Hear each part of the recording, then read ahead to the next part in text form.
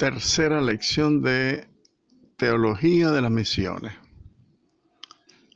Oh Espíritu Santo, amor del Padre y del Hijo, inspírame siempre en lo que debo pensar, lo que debo decir, cómo debo decirlo, lo que debo callar, cómo debo actuar, lo que debo hacer para gloria de Dios y bien de las almas y mi propia santificación.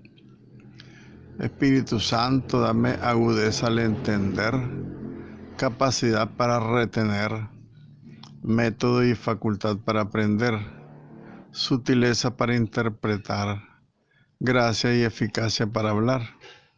Dame acierto al empezar, dirección al progresar y perfección al acabar. Amén.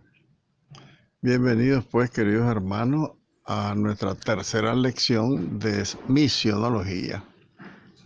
Estamos analizando que en el marco de la teología fundamental el concepto de la misión, y decíamos antes de entrar un poco a lo que dice la Sagrada Escritura en el Antiguo y en el Nuevo Testamento y lo que dice la tradición de la Iglesia en la misión a través del tiempo, pues para concluir un poco el pórtico, la introducción, habíamos dicho ya, repasando unas 3 líneas de la clase anterior, que después del Concilio Vaticano II, toda la reflexión sobre el tema de la misión tiene que tener un punto de partida y debe tener una referencia constante en lo que dice la Iglesia y de su relación irrompible y vital con la misión del Hijo y del Espíritu Santo. Estas misiones, pues queridas por aquella fuente de amor que es la caridad del Padre. Lo refería incluso el mismo Concilio Vaticano II en la Lumen Gentium número 1 y en el decreto adyente en el número 2. Son textos que ofrecen también una nueva luz para interpretar, como decíamos, la Sagrada Escritura en el Antiguo y el Nuevo Testamento. Hay que tener presente entonces el punto de partida y la referencia constante que tiene la misión en la Iglesia, ¿no? Que es la misión del Hijo de Dios, la misión del Espíritu Santo, querida por el Padre.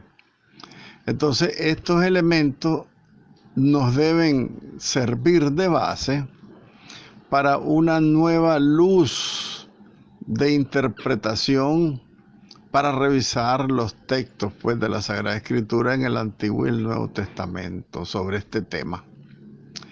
Y esta vinculación que tiene la misión con la Santísima Trinidad va más allá del mandato mismo de Jesucristo. Aquel mandato del Evangelio de Mateo 28, 18 al 20, y el mandato también que está contenido en el Evangelio de San Marcos en capítulo 16, versículos 15. En estos textos que la Iglesia se ha apoyado tradicionalmente para su actividad misionera. También nuestra eclesiología, a ejemplo de la ortodoxa, tiene que acostumbrarse a ver en la Iglesia la imagen de la Santísima Trinidad. Porque la Iglesia depende ontológicamente de la Trinidad y por lo tanto debemos tener la precaución de saber referir a ella todos los aspectos de su dinamismo. Quiere decir que tenemos que estar atentos siempre con cuidado de no perder la referencia de la Iglesia unida a la Santísima Trinidad. En este sentido, pues va a ser mejor o más amplia la visión que podamos tener de los textos de la Sagrada Escritura en el Antiguo y el Nuevo Testamento. Ahora, con esta situación, con esta referencia, mejor dicho, veamos qué es lo que dice la Sagrada Escritura. La misión actual no es sino un signo externo, fíjense bien, que se prolonga a través de los siglos de aquel dinamismo de autodonación y de comunicación intratrinitaria que se refleja en la creación a través del tiempo. Quiere decir esto que la misión de la iglesia, que es también misión trinitaria, porque el Hijo y el Espíritu Santo son parte de la Trinidad, que están en absoluta unidad con el amor del Padre y con el Padre mismo. Eso significa entonces que la misión es una manifestación externa de ese dinamismo de autodonación y de comunicación intratrinitaria que se reflejó en la creación. ¿Qué quiere decir esto? Significa que la creación de la naturaleza visible, hablando de todo el universo, no solo de la Tierra, el universo entero, el universo visible, es un reflejo de la autodonación de la Santísima Trinidad, la creación de toda el universo también es un dinamismo de comunicación intratrinitario.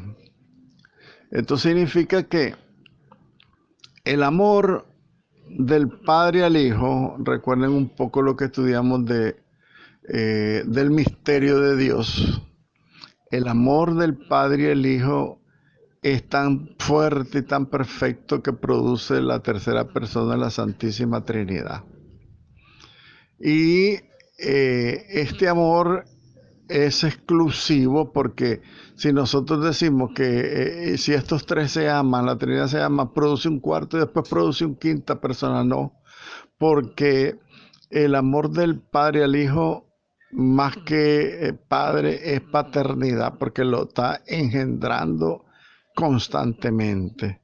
El Hijo constantemente está siendo engendrado constantemente por el Padre, y ese encuentro de las dos, paternidad y filiación, es lo que produce el Espíritu de Dios, ese Espíritu de Dios que es tan inmenso, tan grande, que explota. El amor de la Santísima Trinidad es tan grande que explota hacia el exterior de la Trinidad. Ya no queda entonces este dinamismo de autodonación y de comunicación intratrinitaria, ya no queda encerrado, digámosle así, en la Santísima Trinidad, sino que trasciende la Santísima Trinidad. Por eso se produce la creación de todo el universo, incluida la Tierra y la naturaleza visible que tenemos nosotros en la Tierra. Entonces, la existencia de la creación es una manifestación o una prolongación, como dice el texto, una prolongación durante el tiempo de ese dinamismo que existe en la Santísima Trinidad. Por eso también tenemos que decir que el Padre es paternidad, porque constantemente nos está sosteniendo la vida y la existencia, porque en el momento que el Padre nos quita, Dios Trinitario nos quita su asistencia, nosotros desapareceríamos. Entonces, no solamente es en el instante, ¿no? Fíjense bien, no solamente es en el instante que nos crea que Él interviene constantemente para sostenernos en la existencia, porque si Él nos suelta, nosotros desaparecemos. Valga la repetición en el sentido para que nosotros podamos comprender lo que significa la misión. La misión de la iglesia es esa prolongación en el tiempo de esa misión trinitaria. La Trinidad que sale de sí misma por amor, porque quiere expandir el amor a través de todo el universo, Entonces crea todo el universo para sostenerlo con su paternidad, y eso es lo que nosotros le llamamos la divina providencia. Dios sabe todo lo que necesitamos y nos está dando siempre todo lo que necesitamos. En ese sentido, Él nos sostiene la existencia. Él sostiene nuestra vida. Él hace que no desaparezcamos. Por eso aquella palabra que le dice a Moisés, yo soy el que soy. Como quien dice, yo soy el único que existe. Ustedes existen porque yo existo. Y yo los sostengo a ustedes en la existencia. Eso quiere decir la palabra Yahvé, el yo soy el que soy. Yo soy el único que existe. Yo soy el único motor que mueve a la creación. Todo lo creado, todo lo que existe, sigue existiendo porque Él lo sostiene con su divina providencia. Esto es hermoso. Dios quiera que lo logramos comprender. Si les queda alguna duda, sigamos el diálogo para que a ninguno nos quede la duda de la paternidad de Dios. La paternidad de Dios es permanente y nunca se acabará, porque Él será siempre nuestro Padre en la medida que Él nos sostenga en la existencia. Y de hecho, como Él es todopoderoso, Él nos ha creado, incluso ha creado, fíjense qué interesante, nos ha creado eterno.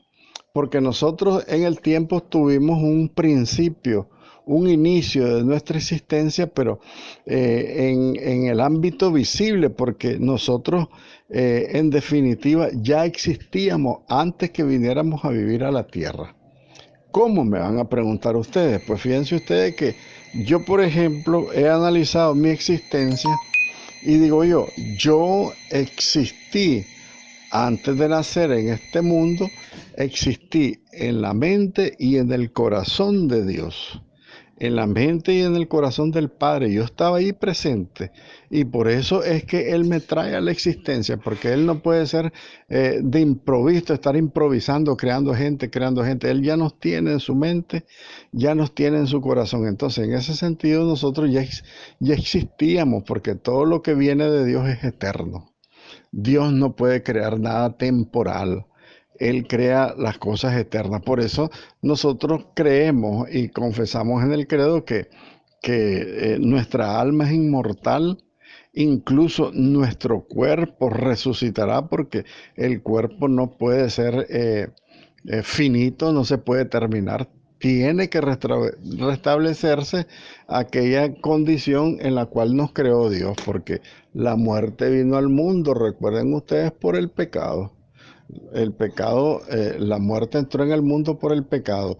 Sin embargo, la muerte no tiene la última palabra. Dios nos restablecerá a todos en nuestro cuerpo y nuestra alma para que tengamos la existencia como seres humanos, que es lo que Él nos prometió.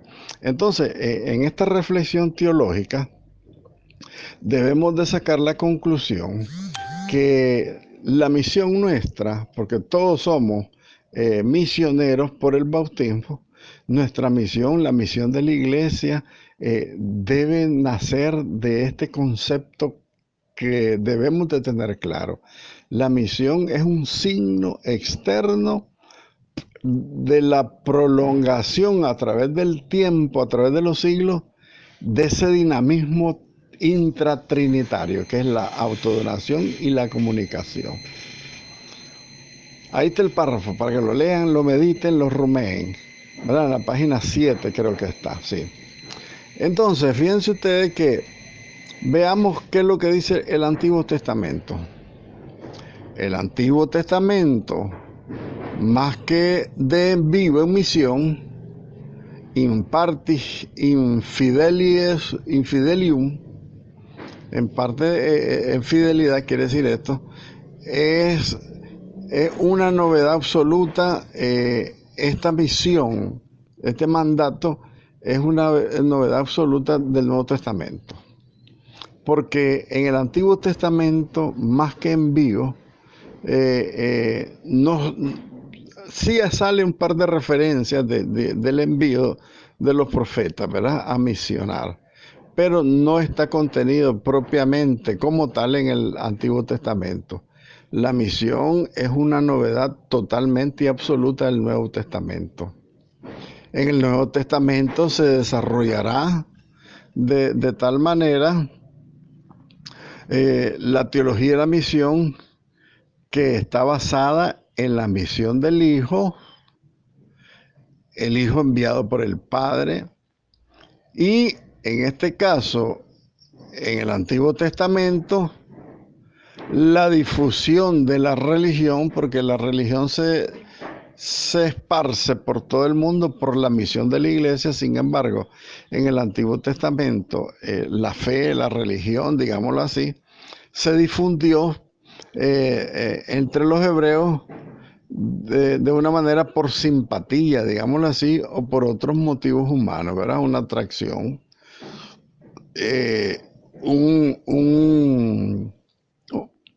una aceptación, digamos, del pueblo de Israel a la revelación que le vinieron haciendo en primer lugar los patriarcas antiguísimos, comenzando con Abraham. Esos son algunos motivos de qué manera se difundió la religión hebrea del pueblo de Israel por estos signos, por simpatía, por otros motivos. ¿Por qué? Porque en el Antiguo Testamento encontramos indicaciones de una apertura universalista en ese deseo gratuito de la autodonación y la comunicación de Dios, ¿verdad? De ese deseo gratuito que tiene Dios de salvación, esta salvación por parte de Dios, lo dice el documento, el decreto Adyentes en el 2 y el 3. Y también lo refiere el profeta Isaías en el capítulo 40, en el segundo Isaías, y el libro de Jonás. Porque estos dos textos son quizá lo único que indican una tarea misionera concreta en el Antiguo Testamento. El profeta Isaías en el capítulo 40 al 45, hay un cierto envío que habla del siervo que irá, que caminará, que predicará, que anunciará, que salvará, que curará, todo lo que dice el profeta Isaías, ¿no? De Jesucristo. Y también el libro de Jonás. Recuerden que Dios le dijo a Jonás: vete a Nínive y anuncia, ¿verdad? ¿Se acuerdan ustedes de ese texto? Los que lo quieran repasar, vale la pena que lo repasen. Entonces, solo hay dos textos que se refieren expresamente al envío en misión. Por un lado está el profeta Isaías también en el capítulo 49, el capítulo 61, pero esto, a juicio de los estudiosos de la Biblia, los exegetas, los dos textos deben aplicarse proféticamente al Mesías. ¿Ven lo que decíamos? El profeta Isaías anuncia una misión, pero para el siervo, ¿verdad? El siervo de Yahvé. El profeta Isaías, que lo señala como el siervo doliente, también el siervo que anunciará. Eso es lo que hace el profeta Isaías. No hay un mandato específico de enviarlo a misión, sino de una manera profética, dicen los estudiosos de la Biblia. Entonces, por otro lado, el Evangelio de San Lucas, el capítulo 4, habla de que Jesús se aplicó este texto a sí mismo al comienzo de su misión. Acuérdense de lo que decía Jesucristo en este texto de San Lucas capítulo 4. Tomó el texto del profeta Isaías, lo leyó y después dice Jesucristo en la sinagoga de Cafarnaúm, dice: este día se cumple esta profecía, porque yo soy el enviado, yo soy el misionero por excelencia, nos quiere decir Jesús en ese texto. También en el Antiguo Testamento hay textos como por ejemplo el Deuteronomio capítulo 7, el libro de los Números capítulo 33, que si no se interpretan en sentido religioso podrían conducir a una interpretación errónea de la elección, que es simple de tipo religioso y parece una negación a esta llamada universal de la salvación. habría que leer este texto del Deuteronomio y Números. ¿Por qué? Porque de hecho Dios escogió al pueblo de Israel simplemente porque era débil y era indefenso este pueblo. Porque él mismo lo dice en el Deuteronomio capítulo 7, el más pequeño de todos los pueblos, dice el Señor. Con características bastante negativas, dice el Deuteronomio número 9. Entonces, casi como el locus ideal para demostrar la gratitud de su amor, Dios lo expresa de esa manera, ¿no? Yo te escogí porque eres el más débil. Yo te escogí porque tus características son bastante negativas, de un pueblo débil, rebelde, que se deja llevar por el paganismo y todas las dificultades que demostró posteriormente este pueblo de Israel. Entonces es el ideal este lenguaje de Isaías por un lado y también del libro del Deuteronomio, porque da a entender la gratuidad con la que Dios se escoge pues a este pueblo. Aunque hubo de hecho una tendencia a aislarse de los demás, el pueblo de Israel, todo el que deseara vivir según la ley de Dios, las leyes divinas, podría incardinarse, podría unirse al pueblo de Israel. Y de hecho vemos algunos ejemplos, ¿verdad? Por otra parte, solo si se observaba la ley de Moisés, podría todo el que quisiera, incluido el pueblo de Israel, vivir como un pueblo elegido, y lo será de hecho el pueblo de Israel porque se dejó conducir pues por Dios en su vida espiritual, ¿verdad? Y en su desarrollo incluso social. Y lo refiere esto de Deuteronomio 7, Isaías el primer capítulo, Jeremías 22, el libro de los Macabeos capítulo 6.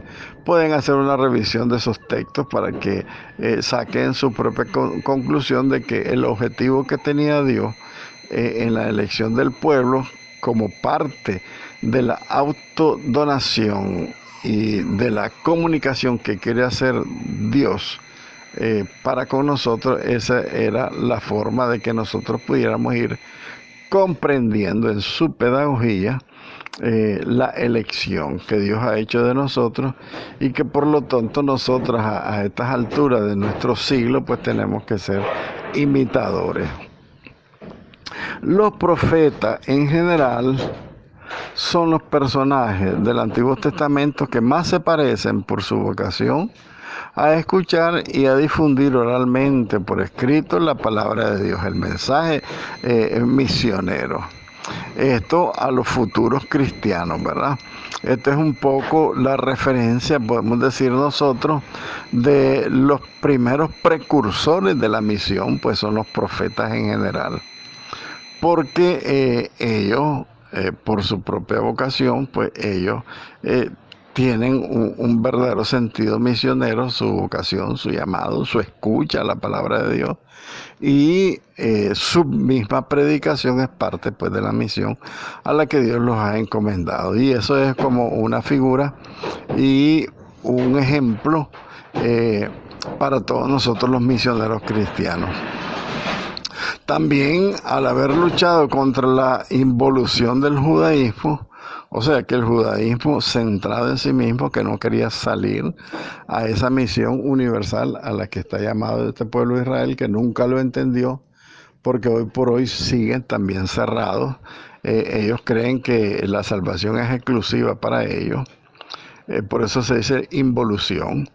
Entonces, al haber luchado contra la involución del judaísmo, siempre bajo la tentación de encerrarse orgullosamente en un gueto de que son los preferidos, los número uno, y al anunciar de antemano el retorno de los gentiles al seno del pueblo elegido, estos profetas, recordando los temas universalistas del paraíso terrenal, del pacto con Noé, de la vocación de Abraham, todos los elementos que te refieren a la elección del pueblo de Israel, todo esto colaboró de hecho favorablemente en la preparación de la verdadera misión neotestamentaria, o sea, la misión que es original y es exclusiva, es novedosa a partir del Nuevo Testamento y definitivamente en primer lugar a partir de Cristo, ¿verdad? Porque Cristo es el primer misionero. Es decir, el texto que habíamos mencionado la vez pasada que decía Jesucristo en San Lucas capítulo 4, este día se cumple esta profecía, porque decía el Espíritu de Dios está sobre mí, porque me ha enviado a predicar la salvación, a anunciar el reino de Dios a los pobres, a sanar a los enfermos, a sacar de la cárcel, etcétera, etcétera. Todo lo que dice el texto de Lucas, ¿verdad? Por otro lado, los Seluhim, es decir, los apóstoles de la tierra de Israel, los Seluhim son los apóstoles de la tierra de Israel. Estamos hablando siempre de los profetas y todos los anunciadores del Antiguo Testamento.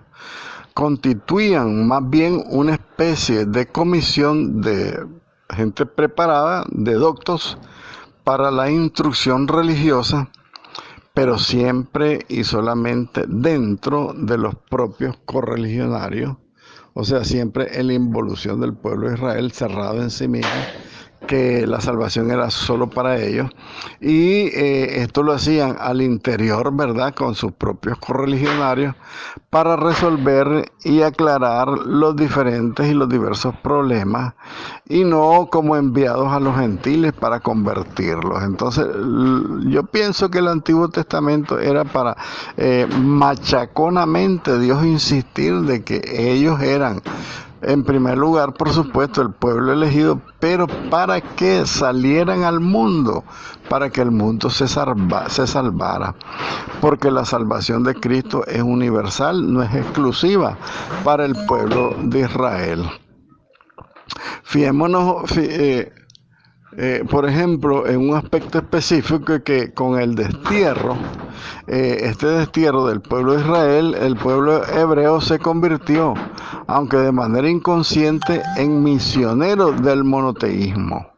Acuérdense que a ellos fueron llevados, desterrados a países paganos, por ejemplo Babilonia, que tenían miles de ídolos. Entonces, de alguna manera el destierro sirvió para que el pueblo de Israel se convirtiera en un pueblo misionero, porque ellos de manera inconsciente anunciaban el monoteísmo, anunciaban que Dios era un único Dios, ¿verdad? Y también ellos anunciaban que eran un pueblo sacerdotal. Eran ellos imán y faro, digámoslo así, porque ellos con su actividad inconscientemente, si ustedes quieren, pero misionera, ellos estaban anunciando definitivamente que era un pueblo sacerdotal elegido. Era imán, quiere decir que era el pueblo de Israel debía atraer a todas las naciones del mundo hacia esta gran verdad del monoteísmo, y también quería que el Antiguo Testamento quería que este pueblo de Israel fuera como el faro que ilumina y que guíe y que dé luz a todos los países, todos los pueblos del mundo que anduvieran perdidos, descarriados, buscando la salvación en otros dioses, ¿verdad? Por otro lado, también el siervo de Yahvé, haciendo prosélitos por todas partes, este pueblo de Israel de esa manera también hacían misión. Pero se puede decir, en definitiva, que en el Antiguo Testamento y en general en el judaísmo, en el pueblo de Israel, no existió la misión como tal en el sentido propio y técnico de la palabra misión que tenemos nosotros a partir del Nuevo Testamento y del envío que hace concretamente pues Jesucristo en el Evangelio de San Mateo capítulo 28, 19 y 20. Recuerden que yo les dije al comienzo que no se olviden de este texto. El que no lo haya leído, léanlo. Mateo 28, 18 al 20. Vayan por todo el mundo y hagan discípulos míos a todas las gentes. Bautícenlas en el nombre del Padre, del Hijo y del Espíritu Santo. y enséñenles a cumplir todo lo que yo les he mandado. Ese es un mandato hermosísimo. Es un mandato que está totalmente definido como es el deseo de Jesucristo, y en la medida pues que se vaya realizando este deseo de Cristo, va caminando en la historia de la salvación la misión de la iglesia. Es hermosa la reflexión. Ahora vamos a ver qué dice el Nuevo Testamento. Ya vimos un poco la referencia de lo que se pueda extraer del Antiguo Testamento, que es muy poco, pero en síntesis vemos que sí hay muchos elementos de la misión, al menos como anuncio, pero recordemos que los mismos sacramentos se dieron en el Antiguo Testamento. Ya vimos en alguna reflexión pasada, habíamos dicho que si bien el bautismo fue establecido por Cristo en el Nuevo Testamento, el mismo pueblo de Israel tuvo una experiencia bautismal. En primer lugar, por ejemplo, con el tema de Noé, el diluvio y toda esa cuestión que fue una forma con el agua de purificar al pueblo de Dios. Entonces nosotros tendríamos que decir que ciertamente el agua del diluvio fue como un bautismo, porque borró el pecado, eliminó a la gente, por supuesto, pues que no era ese el plan de Dios, sino, sin embargo, la maldad estaba tan metida en el mundo entero que Dios quiso destruir el pecado, pero también a las personas que estaban en el pecado. Ahora Dios ya no quiere la muerte del pecador, sino de que se convierta y viva. Entonces, en ese sentido vemos que realmente, si reflexionamos nosotros en los pocos elementos que nos da el Antiguo Testamento, tenemos que ver que realmente sí existió la misión como un tema propiamente técnico, en el sentido técnico de la palabra. Sí existió la misión, porque algunos profetas salieron de misión. El pueblo de Israel con el destierro también hizo misión, porque difundió su monoteísmo, su eh, su elemento sacerdotal, un pueblo que se podía comunicar con Dios. Recuerden que el sacerdote es el único que se comunica con Dios. El sacerdote es el único que te puede dar las cosas santas. El sacerdote es el único que puede recibir las cosas santas. El sacerdote es el único que puede guiar al pueblo hacia Dios.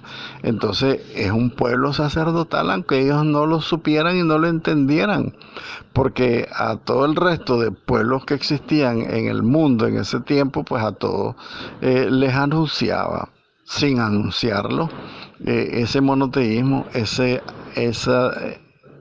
culto, digámoslo así, al Dios único, a Yahvé, y también enseñarle al mundo cómo se le ora a Dios, pues cómo se comunica uno con Dios, cómo recibir las gracias que Dios nos da a través del sacerdocio del pueblo de Israel.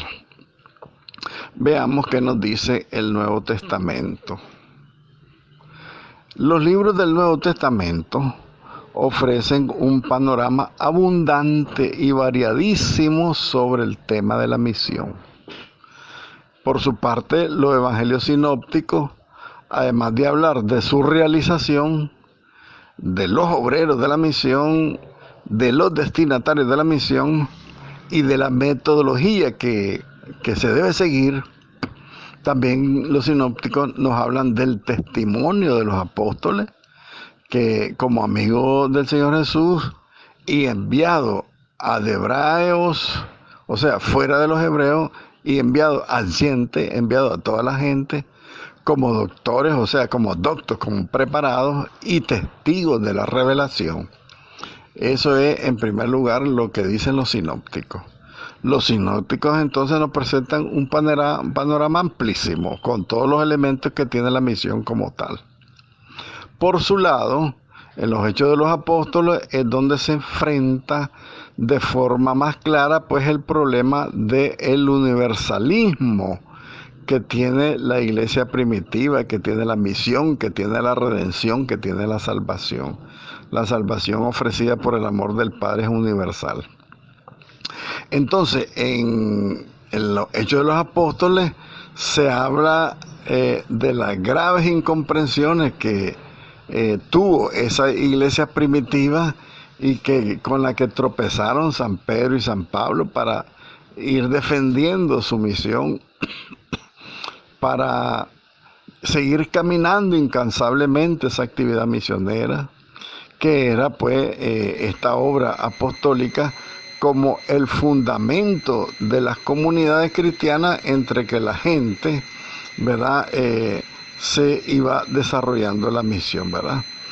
Ese es el envío adyente, donde Pedro y Pablo, los primeros cabezas de toda la misión de la iglesia, porque no solamente ellos dos, sino que ellos eran la cabeza los que guiaban la misión. Entonces también encontramos otras informaciones en este sentido en las cartas, ¿verdad? En las cartas católicas, en las cartas apostólicas. Porque por su parte San Juan ofrece un óptimo fundamento, un óptimo fundamento, o sea, la base fundamental y teológica, valga la repetición, de la teología y la misión. San Juan es el teólogo entre todos los escritores del Nuevo Testamento. Entonces, él nos ofrece la teología y la misión, porque nos presenta a Jesús como misionero enviado del Padre y hablándonos además de la misión del Espíritu Santo. Esa misión del Espíritu Santo que es la fuerza prometida a los apóstoles y esa persona que vivifica a la Iglesia Universal con una continua profusión de sus carismas y sus dones. El Espíritu Santo da la fuerza, da la gana, da la forma de cómo hacer la misión y cómo guiar a toda la humanidad hacia la salvación. Entonces es la misión que tiene el Espíritu Santo en la misión, conducirnos con todas las técnicas, con todas las capacidades para que nosotros podamos ir difundiendo el mensaje de Cristo. ¿Y cuáles son todos esos elementos que nos da el Espíritu Santo? Los carismas y los dones del Espíritu Santo. Así que los carismas y los dones no son para personalmente ni para guardarlos, sino para ponerlos al servicio de la salvación de todos. Jesucristo fue enviado por el Padre, dice el Evangelio de San Juan, hablando de San Juan capítulo 20, en el capítulo 17 también hablará San Juan, para fundar la iglesia con el resto de Israel y con las gentes. O sea, el resto de Israel, recuerden, el resto, los Anahuim, ¿verdad? Esto quiere decir que Jesús fue enviado al Padre, al pueblo de Israel, pero no todo el pueblo de Israel, sino con el resto de Israel, los verdaderos seguidores de Cristo, que empezando con los apóstoles y todos los Anahuim, digámoslo así, o sea, todos los llamados a creer en el reino de Dios que estaba estableciendo el mismo Cristo. Y con este resto de Israel también con la gente. O sea, según el concepto del Vaticano II, el decreto adyente, ¿verdad? Con la gente, con los paganos, digamos así. En ese sentido se funda la iglesia. Con un grupito del pueblo de Israel y con los gentiles, dice San Pablo a los Gálatas, capítulo 6. Los dos pueblos están destinados a ser un tertium genum.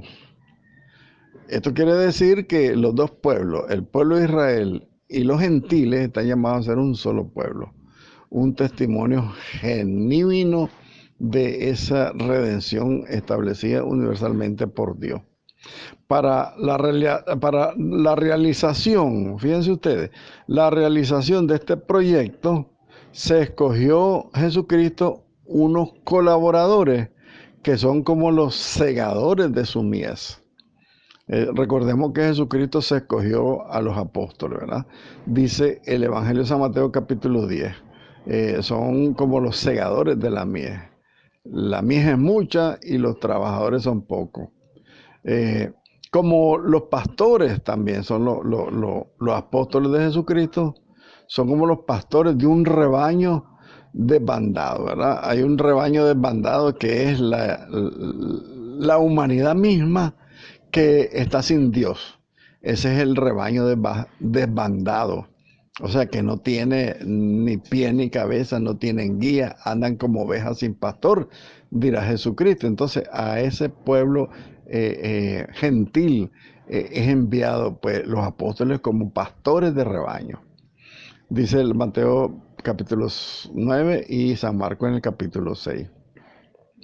También los apóstoles de Jesucristo son enviados como pescadores de hombres. Es otro elemento que define este mandato de Jesucristo del envío, ¿verdad? Vayan como ovejas, como corderos, vayan como pastores, vayan como colaboradores, vayan como segadores, pastores de un rebaño, como pescadores de hombres, como profetas, dice en la carta a los Efesios San Pablo, el capítulo 3, San Lucas 11, lo dice también, lo dice Apocalipsis 18. Vayan como profetas. Y a todos estos, primero, elegidos, todos estos elegidos gratuitamente por Dios, lo dice Mateo capítulo 10, porque Jesucristo escogió a los que Él quiso, son elegidos gratuitamente. Jesucristo les promete la plenitud del Espíritu Santo en el Evangelio de San Juan capítulo 16. Y en el capítulo 17, en la oración sacerdotal, también se los ofrece Jesucristo a este Espíritu Santo, a estos apóstoles, para que tuvieran la fuerza, la potestad y la capacidad de saber hacer ese trabajo misionero al que están siendo enviados. Pero también con los plenos poderes que se describen en el Evangelio de San Marcos capítulo 3. Anuncien su palabra, será eficaz, se convertirán, sanen, curen, liberen de las redes del demonio, etcétera. Todos los poderes plenos que Jesucristo le dio a los apóstoles y que en el transcurso de la historia han venido descubriendo los sucesores de los apóstoles, que a través de los sacramentos se van distribuyendo todos esos poderes que tiene la Iglesia para la salvación de todos nosotros. Hasta aquí esta clase. Ave María, gracia plena, Dominus tecum. Benedicta tui mulieribus et benedictus fructus ventris tui, Iesus. Santa María, Mater Dei, ora pro nobis peccatoribus, nunc et in hora mortis nostre. Amén.